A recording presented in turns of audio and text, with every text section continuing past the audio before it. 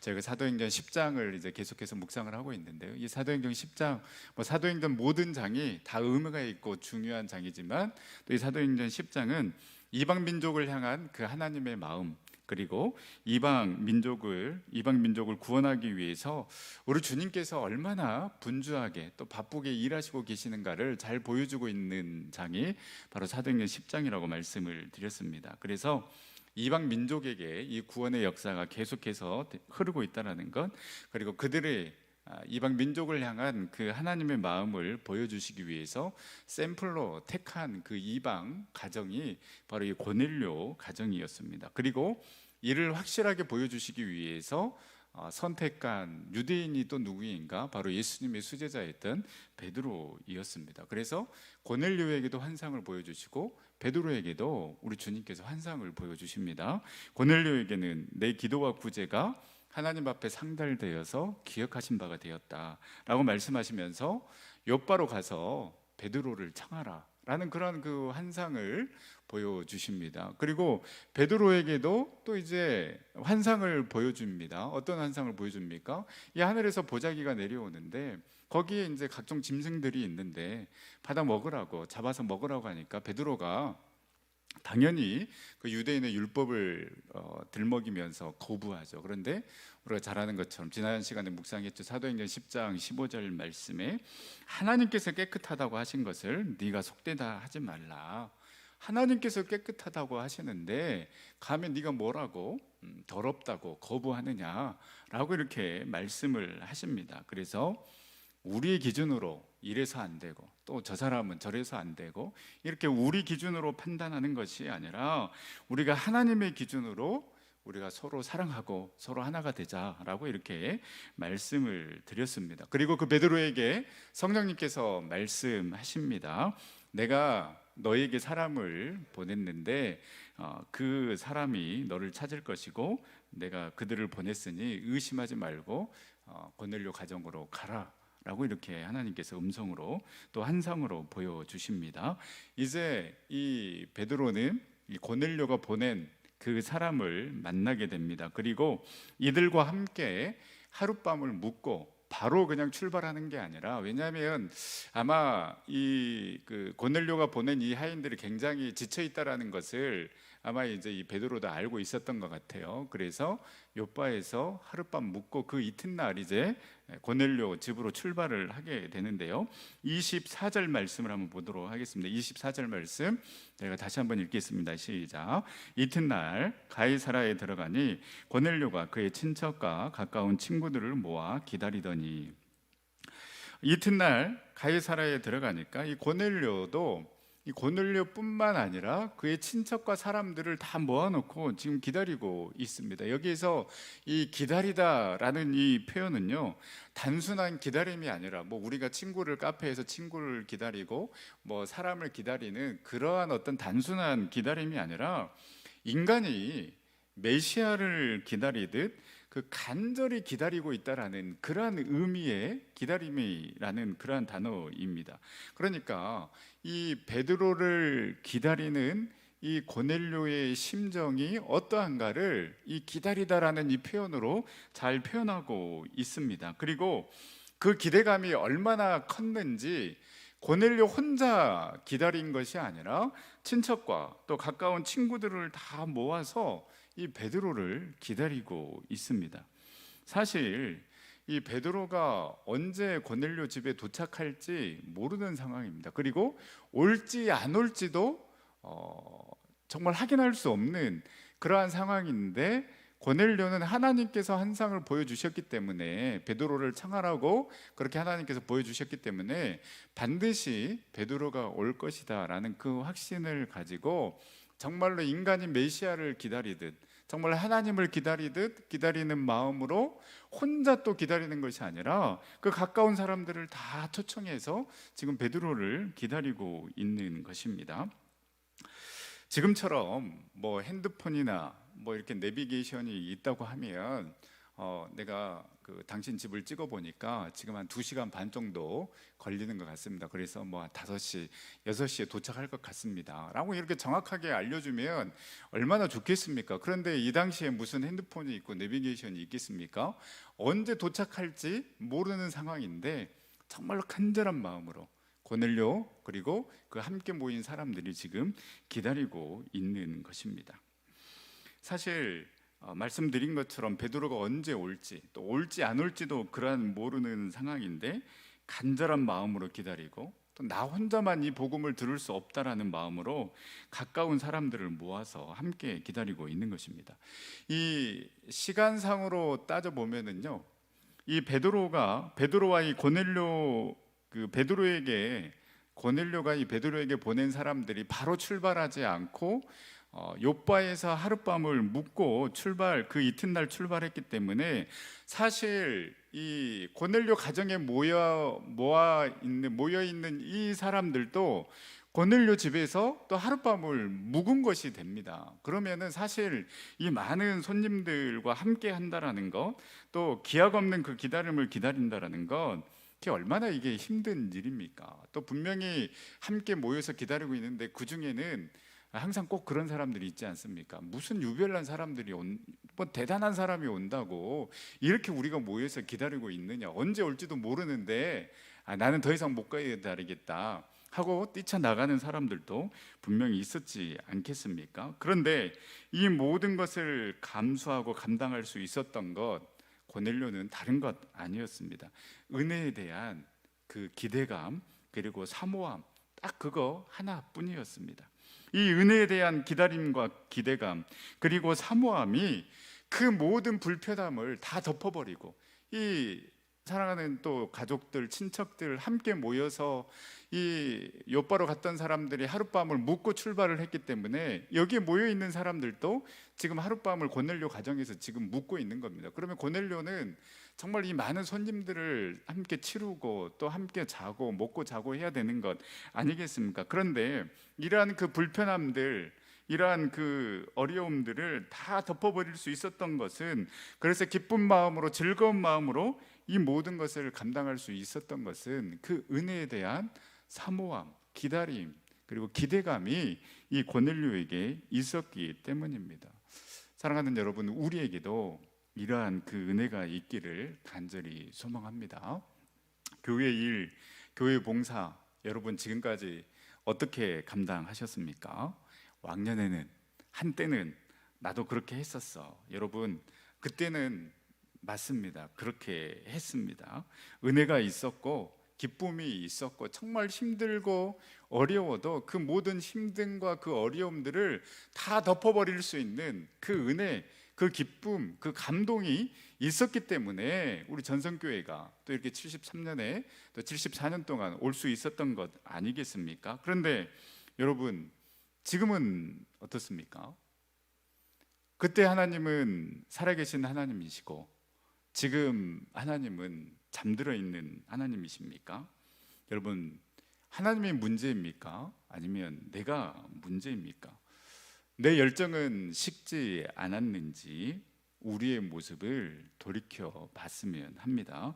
예배에 대한 마음도 마찬가지입니다. 사모하는 마음으로, 정말 기대하는 마음으로 내가 지금 이 예배 자리에 나아오는가? 그래서 어떻게 해서든 그 한 말씀이라도 듣고 뭔가 내가 내 삶을 돌이켜 보면서 그 말씀에 적용시켜 보면서 내가 이번 한 주만은 이 주신 말씀 붙잡고 이렇게 한번 살아봐야 되겠다, 그러한 그 결단의 마음으로, 뜨거운 마음으로 다시금 세상으로 나아가는가? 아니면 그런 기대도 없고 사모한 마음도 없고 그냥 교회의 마당만 밟고 왔다 갔다 하고 있는 그런 예배를 드리고 있는가? 여러분, 이방인 고넬료도요 이렇게 사모하는 마음으로, 기대하는 마음으로 베드로를 기다렸습니다. 기다리는 자에게, 사모하는 자에게 여러분 하나님의 은혜는 임하게 되는 줄 믿습니다. 그리고 그 열정과 기대가 다른 사람들까지 함께 모이게 하였습니다. 내가 뜨거우면, 내가 사모하면 권면하게 되어 있고요. 이 구원의 대상자를 찾게 되어 있습니다. 여러분, 그 뜨거웠을 때 어떻습니까? 이 은혜 정말 내가 아는 사람에게도 전하고 싶다, 이 은혜 함께 나누고 싶다 라고 그렇게 전도도 하고 그 열정을 가지고 많은 사람들을 초청하고 우리가 함께 했던 것 아니겠습니까? 그런데 지금은 어떻습니까? 우리 사랑하는 전성교회 성도 여러분, 우리가 다시 한번 뜨거워지기를 원하고요, 다시 한번 그 하나님의 은혜를 사모하기를 간절히 원합니다. 그래서 정말 그 하나님께서 예비해 놓으신 그 은혜를 우리가 받아 누리고 회복될 뿐만 아니라 우리 주위에 그 하나님의 은혜와 사랑에 필요한 자들에게도 우리가 권면하여서 그 축복의 통로, 은혜의 통로의 삶을 살아가는 저와 여러분들이 될 수 있기를 간절히 소망합니다. 이렇게 베드로를 기다리고 있을 때에 이 베드로가 들어옵니다. 그러자 25절에 보면 마침 베드로가 들어올 때에 고넬료가 맞아 발 앞에 엎드려 절하니 라고 이렇게 기록을 하고 있습니다. 그렇게 간절히 기다리던 그 베드로가 이제 집에 도착을 하니까 이 고넬료가 어떻게 이 베드로를 맞이하냐면 발 앞에 엎드려 절하면서 이 베드로를 맞이하게 됩니다. 이 엎드려 절하다라는 의미는요, 노예가 그 땅바닥에 엎드려서 그 주인의 발에 입 맞추는 그러한 그 행위를 표현을 하는 것입니다. 그러니까 정말로 그 노예가 그 주인을 섬기는 그 마음으로 엎드려 절하는 그러한 그 마음을 가지고 고넬료가 지금 베드로에게 절을 하고 있는 것입니다. 고넬료는 그 로마 제국의 백부장이었습니다. 베드로의 노예가 아니었습니다. 따라서 고넬료는 그냥 당시의 인사법에 따라서 그냥 뭐 베드로와 이렇게 포옹하거나 입을 맞추면 될 일이었습니다. 그런데도 고넬료가 이 베드로의 발 앞에 엎드려 절을 했다라는 것은 그가 이 베드로를 사람이 아닌 하나님께서 보내신 그러한 사람으로 여겼다라는 것을 알 수가 있습니다.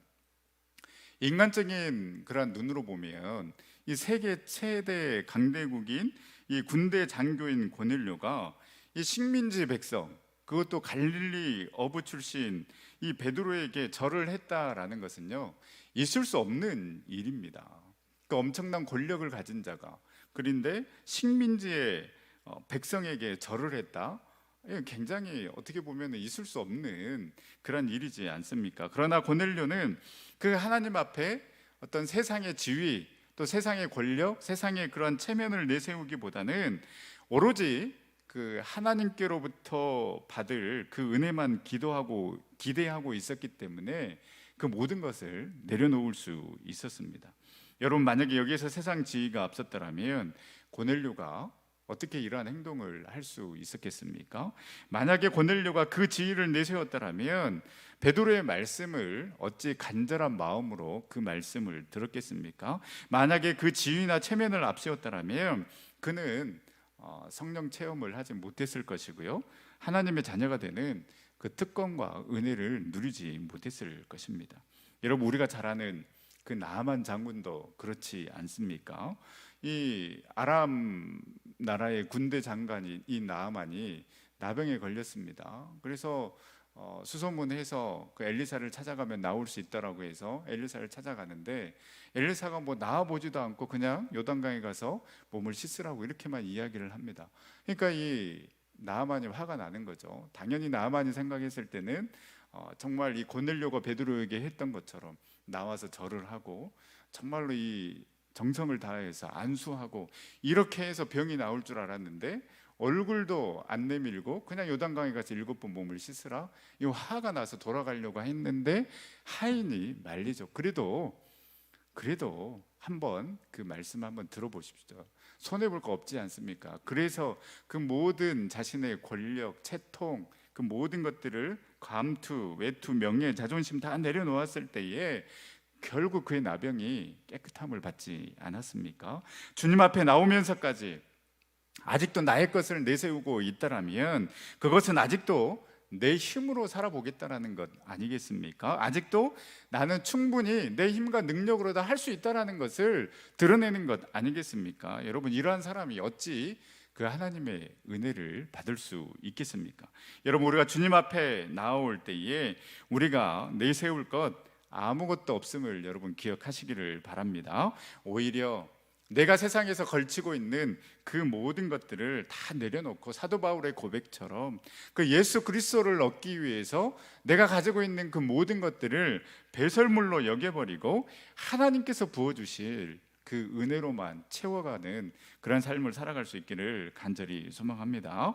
이렇게 고넬료가 발 앞에 엎드려 절을 하니까 베드로가 어떻게 합니까? 26절 말씀에 보면 베드로가 일으켜 이르되 일어서라 나도 사람이라 하고, 이 고넬료도 정말 자신의 그 모든 것을 내려놓고 하나님의 사람으로 이 베드로를 영접했다라면 베드로 또한 이러한 그 고넬료의 모습을 보고 겸손한 모습으로 나도 사람이다 라고 말을 하면서 고넬료를 일으켜 세웁니다.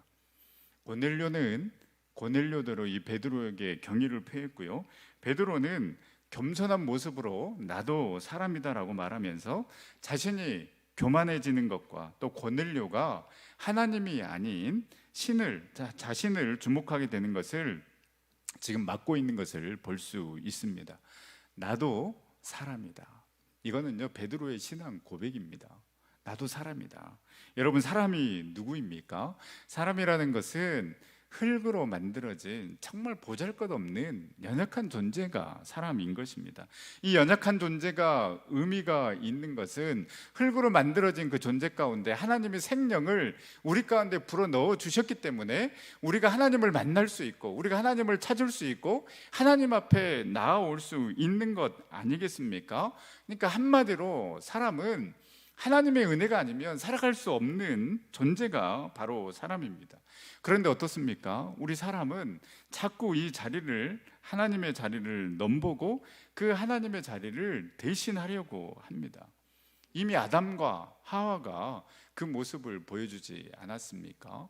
동산 중앙에 있는 그 나무 선악과 먹지 말라라, 먹는 날엔 정령 죽으리라 라고 이렇게 이야기를 했는데요, 그 사단의 꼬임에 넘어가지 않습니까? 사단이 그 선악과를 다 먹으라 라고 이야기를 하면서 뭐라고 합니까? 그 실과를 먹으면 너희들이 하나님과 같이 될 것이다 라고 이렇게 이야기를 합니다. 여러분, 이 유혹은요 지금 저와 여러분들에게도 계속되는 그러한 사탄의 유혹입니다. 우리는 사람임인데, 우리는 피조물인데 자꾸 사탄은 그 조물주의 자리에, 그 하나님의 자리에 우리를 갖다 앉혀 놓으려고 합니다. 그래서 하나님과 멀어지게 만드는 것, 바로 이것이 사탄의 전략이다라는 것입니다. 그런데 베드로가 이야기를 합니다.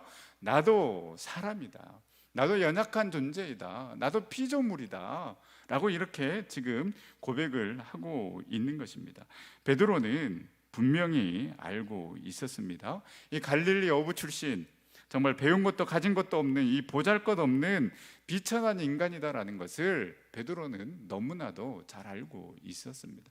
내가 어찌 그 하나님의 자리를 대신할 수 있겠느냐, 나도 사람이다 라는 그 고백 가운데는 이 베드로의 신앙 고백이 들어가 있는 것입니다. 그런데요, 우리가 한번 곰곰이 생각해 보면 베드로가 어떻습니까? 성령 충만함을 받고 말씀을 전하면 막 3,000명, 5,000명이 회개하는 그 놀라운 역사가 일어납니다. 그리고 막 베드로를 따릅니다. 그러면 정말 교만해질 수 있지 않겠습니까? 아, 내가 이렇게 능력이 많은 사람이구나. 또 안진뱅이를 일으켰습니다. 그리고 우리가 묵상했듯이 또 그 중풍병자를 고치고, 중풍병자를 고칠 뿐만 아니라 또 욥바에서는 죽은 자를 살려냈습니다. 이러면은 정말 어떻게 보면 대단한 능력을 행한 것 아니겠습니까?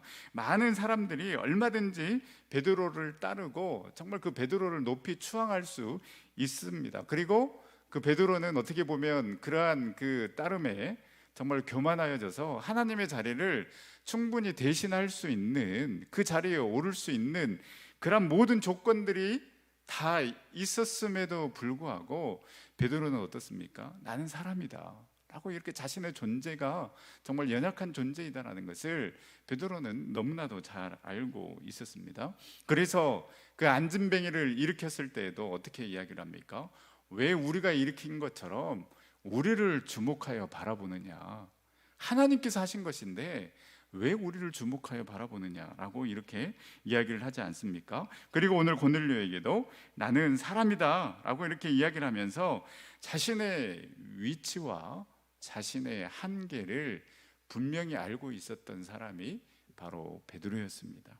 여러분, 성령의 사람은 내 이치를 알고 내 한계를 알고 하나님의 도우심을 구하면서 살아가는 사람이 바로 성령의 사람이요 은혜의 사람인 줄 여러분 믿으시기를 바랍니다.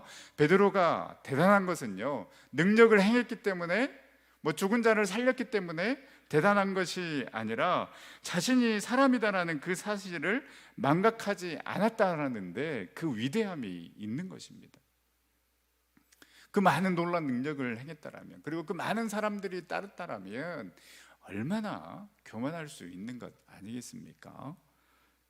우리가 있어야 할 자리 어디인가를 우리가 분명하게 기억하고 하나님의 자리를 차지하고 앉아 있었던 그 자리에서 내려와 정말 피조물인 우리는 저물주이신 그 하나님만을 바라보면서 우러러보며 그 하나님의 도우심을 구하면서 살아가는 그러한 존재다라는 것을 깨닫고 늘 하나님의 도우심을 구하며 하나님만을 바라보며 살아가는 저와 여러분들의 삶이 될 수 있기를 간절히 소망합니다. 이렇게 고넬료를 일으켜 세우면서요, 이제 베드로가 말하기 시작하는데 우리 28절 29절 말씀을 한번 다 같이 다시 한번 읽겠습니다. 시작. 이르되 유대인으로서 이방인과 교제하며 가까이 하는 것이 위법인 줄은 너희도 알거니와 하나님께서 내게 지시하사 아무도 속되다 하거나 깨끗하지 않다 하지 말라 하시기로 부름을 사양하지 아니하고 왔노라. 묻노니 무슨 일로 나를 불렀느냐. 아멘. 이 28절은요 솔직한 베드로의 고백입니다. 이 유대인인 베드로가 이 유대인의 간습을 버리고 이방인과 교제하면서 그 이방인의 집에 들어간다라는 것은요 같은 유대인들로부터 비난을 받아야 하는 그러한 일인 것입니다. 그 아니나 다를까요? 이 11장에 보면은 실제 이 베드로는 이방인인 이 고넬료 집을 방문한 것과 관련하여서 예수 그리스도를 믿는 유대인들로부터 굉장히 혹독하게 욕을 먹어야 했습니다. 그러니까 예수 그리스도를 믿는 유대인들도 이방인인 고넬료 집에 거하고 거기에서 묵었다라는 것 때문에 이렇게 굉장히 그 혹독한 그 욕을 먹어야 했는데 유대인들에게 있어서는 어떻습니까? 어떻게 보면은 더 분노할 일이 되는 것입니다. 그럼에도 불구하고 그 모든 것, 이 모든 것들을 하나님께서 보여주시고 하나님께서 말씀하셨기 때문에 사양하지 아니하고 내가 왔노라라고 베드로는 말하고 있습니다. 여러분, 이것이 진정한 신앙이요 믿음인 줄 믿으시기를 바랍니다. 제가 이미 말씀을 드렸습니다. 신앙은요 내 고집을 확고히 하는 것이 아니라 내 고집과 내 생각과 내 가치관을 내려놓고 하나님의 마음과 하나님의 생각을 따르는 것이 신앙이요 믿음입니다. 내 생각을 확고히 하기 위해서 하나님을 이용하는 것이 아니라 하나님의 뜻을 따르기 위해서 내 생각을 버리는 것이 신앙이요 믿음입니다. 그런데 신앙생활을 오래 하면 할수록 반대가 되어져 가는 거예요. 신앙생활을 오래 하면 할수록 내 생각을 내려놓고 하나님의 마음, 하나님의 뜻이 어디에 있는지를 고민하면서 그 하나님의 뜻을 쫓아가야 되는데 희한하게 신앙생활을 오래 하다 보면은 내가 하나님이 되어버린 것입니다. 내 생각이, 내 경험이 하나님 말씀보다 더 앞서서 이것으로 판단이 기준이 되고 이렇게 해야 된다라고 이야기하는 사람들이 교회 공동체 가운데 너무 많다라는 것입니다. 그래서 나와 생각이 다르면 판단하고 정죄하면서 살아가는 것입니다. 그러나 베드로는 사양하지 아니하고 내가 욕을 먹고 모욕을 당하더라도 그것이 하나님의 뜻이고 당신 고넬료 집에 오는 것이 하나님의 뜻이고 하나님의 마음이기 때문에 내가 사양하지 아니하고 이방인이 이 고넬료 가정까지 온 것이다라고 이야기를 하고 있습니다. 사양하지 아니하고 이 의미는요 어떤 반대도 하지 않고 그리고 어떤 모순도 느끼지 않고라는 그런 의미가 있습니다. 왜 베드로가 사양하지 않았습니까? 왜 어떤 반대도 하지 않고 그 고넬료 집으로 향했습니까? 하나님의 말씀, 하나님의 부르심이 있었기 때문에 베드로는 사양하지 아니하고 어떤 반대도 하지 아니하고 고넬료 집으로 향하게 된 것입니다. 물론 베드로도 고민을 했습니다. 그래서 한 상을 보여주셨을 때 내가 왜 이렇게 더러운 것을 먹어야 합니까? 라고 의문을 가졌을 때 말씀드린 것처럼 하나님이 깨끗하다고 하신 것을 네가 왜 더럽다고 하느냐, 이 말씀을 듣고 아무 의심하지 말고 고넬료 가정으로 가라 라는 그 하나님의 음성 말씀을 들었기 때문에 이 베드로는 이방인을 무시하였던, 그 이방인을 무시하였던, 사랑의 하나님을 믿었음에도 이방인을 무시하였던 자신의 삶이 모순임을 깨닫고 그 모순을 제거하기 위해서 하나님의 말씀에 순종하며 고넬료 가정으로 향한 것입니다. 저와 여러분 또한 이 하나님의 부르심에, 이 하나님의 말씀에 사양하지 아니하고 어떤 반대도 하지 아니하고 그 하나님의 부르심에, 그 하나님의 말씀에 순종하며 나아가는 저와 여러분들의 삶이 될 수 있기를 간절히 소망합니다. 사실 이 하나님의 말씀 앞에요, 이 베드로의 이중적인 모습, 어떻게 보면 굉장히 이중적인 모습이지 않습니까? 굉장히 모순의 삶을 살아왔던 사람이 바로 베드로였습니다. 왜냐하면 그 사랑의 하나님을 믿고 있음에도 불구하고, 그 사랑의 주님의 그 모습을 이미 봐왔음에도 불구하고, 그리고 성령 충만함을 받고 놀라운 기적을 행했음에도 불구하고, 이 복음은 우리에게만 임해야 된다라는 그 얼마나 모순적인 그런 삶을 이 베드로가 살아왔습니까? 그런데 이 베드로가 이 하나님의 말씀 앞에, 이 하나님의 부르심 앞에 이렇게 이중적이고 모순적인 그런 모습을 버렸던 것처럼 우리도 이 하나님의 말씀 앞에 나의 이중적인 모습, 나의 그 모순을 깨닫고 온전히 변화되어서 정말로 새 사람으로 거듭나는, 하나님이 기뻐하시는 삶을 살아가는 저와 여러분들 될 수 있기를 간절히 소망합니다. 여러분, 우리가 곰곰이 생각해 보면은요, 우리 삶 가운데 내가 얼마나 그 모순된 행동을 하면서 살아가고 있는가, 정말 곳곳에 너무나도 많이 있습니다. 우리 입으로는 사랑을 이야기를 합니다. 방금 사랑을 이야기를 하면서도요, 어떻습니까? 나가서는 그 입술로 미워하고 누군가를 비판합니다. 찬양을 하는 그 입술로 우리는 거짓말을 아무렇지도 않게 합니다. 하나님을 믿는다고, 하나님을 신뢰한다라고 하지만은요, 내 삶에 조그마한 어려움과 문제가 있으면은 여전히 두려워하고 하나님 앞에 온전히 맡기지 못하는 모습을 보여주고 있습니다. 하나님을 사랑합니다, 그 어떤 것과 바꾸지 않겠습니다라고 우리 얼마나 고백합니까? 그런데 정말로 삶의 자리에서는 너무나도 쉽게 그 하나님의 자리에 우리가 다른 것들을 앉혀놓고 너무나도 많은 것들을 바꾸어 버리는 이런 모순적인 그러한 삶을 우리가 살아가고 있지 않습니까? 이 모순을 깰 수 있는 것, 베드로의 그 모순을 깨뜨렸던 것이 하나님의 말씀이었던 것처럼 오직 하나님의 말씀을 통하여서 정말 내가 모순 덩어리다 라는 것을 발견하고요, 오직 하나님의 말씀을 통해서 나의 모순을 극복하고 제거하고 타파할 수 있는 삶을 살아가는 그런 저와 여러분들이 될 수 있기를 간절히 소망합니다. 이제 이 베드로가 사양하지 아니하고, 내가 그 하나님의 부르심을 거부하지 아니하고 내가 너희들의 앞에 왔다, 그래서 그 이야기를 합니다. 무슨 일로 나를 불렀느냐라고 이렇게 베드로가 이야기를 하니까 30절에서 33절 말씀에 보면 이 고넬료가 지금까지 있었던 그 이야기를 쭉 이야기를 합니다. 내가 구시에 기도를 하는데 천사가 나타나서 내 기도와 구제가 하나님 앞에 상달되고 기억하신 바가 되었다. 그리고 요바로 가서 베드로를 청하러 해서 내가 하인을 보내서 당신을 청해서 지금 당신이 여기 있습니다.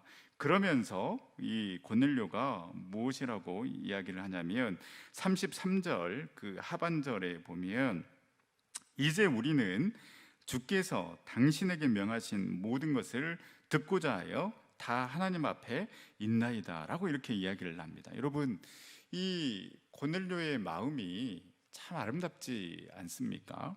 주께서 당신에게 명하신 모든 것을 듣고자 하여 하나님 앞에 있나이다.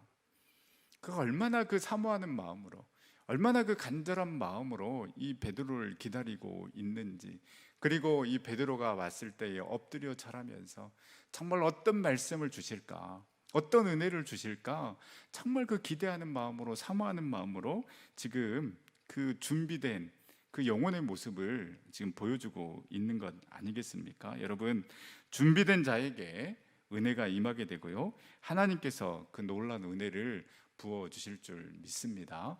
이방인 고넬료도 정말 이렇게 간절한 마음으로, 사모하는 마음으로 하나님 앞에 나아오고 그 은혜를 기다리고 사모하며 나아가는데, 하나님을 정말 10년, 20년, 30년, 40년 믿는 우리는 정말 그 하나님 앞에 어떤 마음으로 나오는가?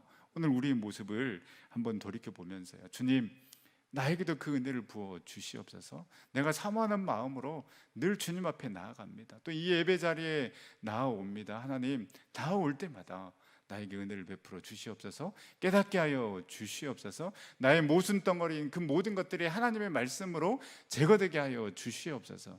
이런 그런 마음으로, 준비된 마음으로 이 자리에 나옴으로 말미암아 예비된 그 하나님의 놀라운 은혜를 받아 누려서 정말로 그 하나님의 사람으로, 성령의 사람으로 놀라운 영향력을 흘려보내는 저와 여러분들이 될 수 있기를 간절히 소망합니다. 이제 베드로가 이야기를 합니다. 우리 34절 35절 말씀을 우리가 한번 읽도록 하겠습니다. 시작. 베드로가 입을 열어 말하되 내가 참으로 하나님은 사람은 외모를 보지 아니하시고 각 나라 중 하나님을 경외하며 의를 행하는 사람은 다 받으시는 줄을 깨달았도다. 아멘. 여러분, 하나님께서는요, 저와 여러분들의 그 외모를 보지 않으셨기 때문에 지금 저와 여러분들이 이 자리에서 그 하나님의 놀라운 은혜를 누리고 있는 줄 여러분 믿으시기를 바랍니다. 여러분, 그 하나님의 은혜를 누리는데, 또 하나님의 자녀가 되는 데에 만약에 그 많은 그 조건들이 있었다라면 우리가 과연 그 은혜를 누릴 수 있었겠습니까? 뭐 키는 170 이상, 저는 뭐 170 이상 되니까 뭐 크게 상관이 없는데, 뭐 그다음에 몸무게는 여자는 50kg 이하, 그러면 여기에 있는 분들 중에 이제 절반은 다 탈락이 되겠죠, 그죠? 그다음에 뭐 남자는 70kg 이하, 그러면 저도 탈락이 되는 겁니다.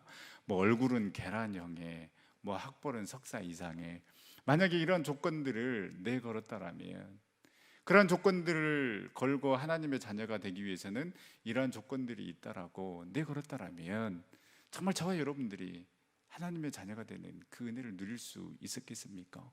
지금 이 자리에 앉아 있을 수 있었겠습니까? 사람을 외모로 보지 아니하시고 정말로 그 하나님을 경외하는 마음, 그 마음만 있다라면, 정말로 그래서 나는 죄인입니다, 주님 당신이 필요합니다라고 고백하며 그 하나님 앞에 나아가는 그 사람에게는 하나님의 자녀가 되는 그 놀라운 특권과 은혜를 우리 가운데 허락하여 주셨기 때문에 저와 여러분들이 지금 이 자리에 있는 줄 여러분 믿으시기를 바랍니다. 요한복음 1장 우리 12절 13절 말씀을 읽고 마치도록 하겠습니다. 우리 요한복음 1장 12절 13절 말씀 함께 읽겠습니다. 시작. 영접하는 자, 그 이름을 믿는 자들에게는 하나님의 자녀가 되는 권세를 주셨으니 이는 혈통으로나 육종으로나 사람의 뜻으로 나지 아니하고 오직 하나님께로부터 난 자들이니라. 아멘. 혈통이나 육종으로나 사람의 뜻으로 나지 아니하고, 어떤 가문이 되어야 되고 어떤 조건이 되어야 되고, 그래서 충족이 되어서 만약에 하나님의 자녀가 될 수 있다라면 어느 누가 하나님의 자녀가 될 수 있었겠습니까? 그러나 영접하는 자, 곧 하나님의 그 이름을 믿는 자들에게는 하나님의 자녀가 되는 권세를 주셨는데, 이는 혈통으로나 육종으로나 사람의 뜻으로 나지 아니하고 그 오직 하나님께서 창세 전부터 저와 여러분들을 택하셨기 때문에, 그리고 인도하여 주셨기 때문에 우리가 한량없는 은혜, 그 갚을 수 없는 그 놀라운 하나님의 은혜를 받아 누리면서 지금 이 자리에 여러분 있는 줄 믿으시기를 바랍니다. 그 은혜 우리가 받았기에 이제 우리가 어떻게 살아가야 되겠습니까? 그 은혜 감격하며 감사하며 우리의 삶의 자리에서 그 하나님의 뜻을 실천하면서 우리에게 맡겨주신 그 사명을 기쁨으로 감당하며 나가야 되지 않겠습니까? 내게 받은 은혜가 있다라면, 하나님께서 나에게 부어주신 그 은혜가 있다라면, 이제 우리가 원망하며 불평하며 살아가는 그러한 삶이 아니라 감사함으로, 기대하는 마음으로 우리에게 맡겨주신 그 사명 기쁨으로 감당하며 나아가는 우리 전생의 모든 식구들이 다 될 수 있기를 간절히 소망합니다. 기도하겠습니다. 사랑과 은혜 하나님, 참으로 감사를 드립니다.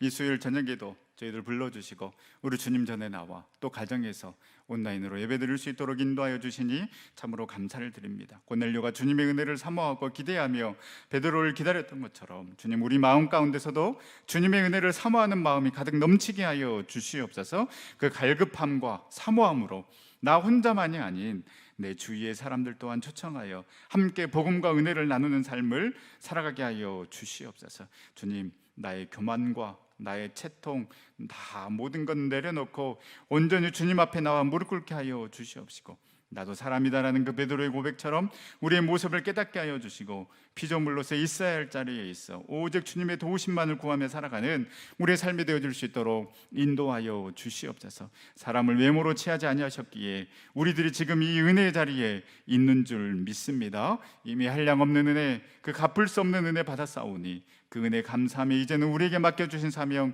기쁨과 은혜로 감당하며 나아가는 우리 전생의 모든 식구들 다 되어줄 수 있도록 인도하여 주시옵소서. 주님, 오늘 수요 저녁 예배에 참여한 우리 전생의 식구들을 축복하여 주셔서 주님을 예배함이 기쁨이요 소망이요 능력이 되게 하여 주시옵시고, 사업장과 직장 모든 계획과 비전 가운데 함께하여 주셔서 넘치도록 채워주시는 그 하나님의 놀라운 은혜를 경험하며 나아갈 수 있도록 인도하여 주시옵소서. 우리 전생의 식구들의 간절한 기도의 제목이 있습니다. 병 낫기를 위해서, 또한 정말 그 치유와 회복을 위해서 간절히 기도하는 그 기도 가운데 우리 주님 응답하여 주시옵시고 주님의 보혈의 손으로 덮어주시고 안수하여 주셔서 깨끗이 회복해 되는 놀라운 은혜를 경험할 수 있도록 인도하여 주시옵소서. 물질의 체험을 위해, 관계의 회복을 위해, 사랑하는 식구들의 정말 그 영원 구원을 위해, 특별히 또 사랑하는 자녀들의 진로와 결혼과 출산을 위해, 또 여러 가지 시험을 앞두고 있는 우리 자녀들을 위해 눈물로 기도하는 그 기도 가운데 우리 주님 응답하여 주셔서 하나님의 선하심의 그 놀라운 은혜를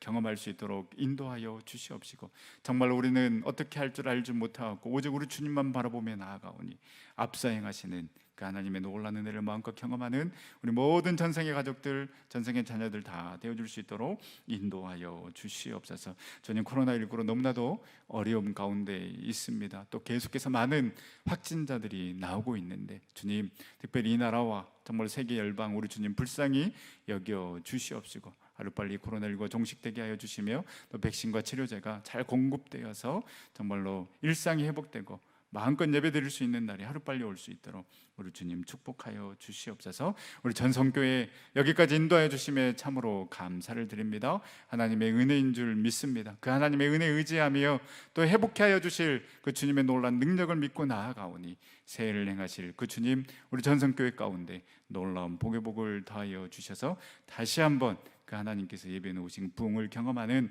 우리 전성교회 되어줄 수 있도록 인도하여 주시옵소서. 모든 영광 온전히 주님 앞에 올려드리오며 그러하신 예수님의 이름으로 기도드립니다. 아멘.